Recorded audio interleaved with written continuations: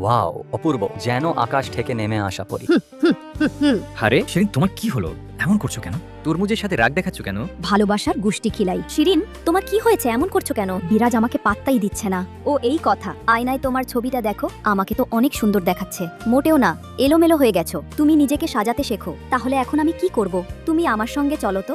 এদিকে মার। খাপলাং, আমার কি হয়েছে জানিস? না বললে জানবো কি করে? শিরিন আমাকে ব্রেকআপ করে চলে গেছে। একটি মেয়ে যাচ্ছিল, তার ব্যাগটার দিকে আমি তাকিয়েছিলাম। শিরিন ভেবেছে আমি মেয়েটার দিকে তাকিয়েছি। এখন তুই কি করতে চাস? তুই আমার সঙ্গে চল তো একটু। দাঁড়া, যাচ্ছি তো। আয় আয়, তাড়াতাড়ি আয়। দাঁড়া, আমি গেমটা শেষ করে নিই। খাপলাং, তুই এখনো গেম নিয়ে পড়ে আছিস?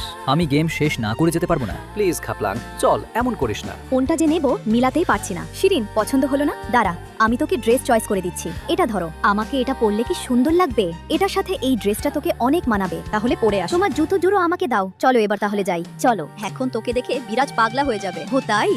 কি হলো? বিরাজ এখনো আসে না কেন?